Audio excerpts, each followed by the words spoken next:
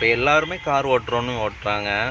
அதை வந்து விபத்து இல்லாமல் எப்படி ஓட்டலான்னு இந்த வீடியோவில் பார்க்கலாம். எய்த்தால பைக் போகுதா, ஒரு பேரிகேட் வச்ச இடத்துல எய்த்தால பைக் போகுது, அந்த மாதிரி தான் நீங்கள் அதில் வந்து கிராஸ் பண்ணணும். நல்லா லெஃப்டில் போய் அப்புறமா ரைட் எடுத்து கரெக்டாக போகணும். இதில் ஆப்போசிட்டில் வண்டி வந்தால் கூட அதில் விலகி போகலாம் அழகாக.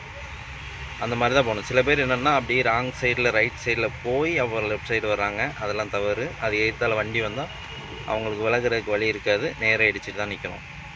மேக்ஸிமம் ரோட்டில் வந்து அப்படி இடது பக்கம் எவ்வளோ தூரம் நம்ம இடது பக்கம் போகிறோமோ அவ்வளோ தூரம் நம்ம விபத்தை வந்து தவிர்க்கலாம்.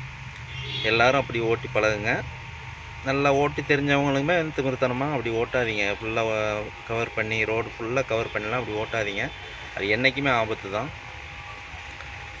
முன்னாடி பைக் போனாலுமே நம்ம இடம் கரெக்டாக போய் பக்கத்தில் போய் ஹார்ன் கொடுத்து அப்புறம் தான் ரைட் சைடில் ஏறி போகணும்.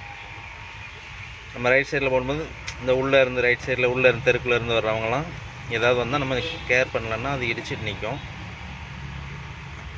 இதில் போகிறத பாருங்கள். மேக்ஸிமம் அப்படி லெஃப்ட் சைட்லேயே தான் அந்த கார் போகுது.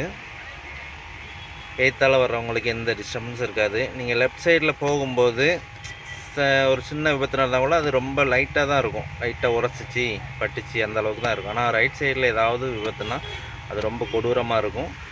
அதை கனெக்ட் பண்ணி கரெக்டாக வண்டி ஓட்டினா எந்த விபத்தும் இல்லாமல் நம்ம தவிர்க்கலாம். ரோட்டில் ஃபஸ்ட்டு எவ்வளோக்குள்ளே நீங்கள் இடது பக்கம் ஓட்டி பழகுறீங்களோ அவ்வளோக்குள்ளே நீங்கள் வந்து விபத்தை தவிர்க்கலாம்.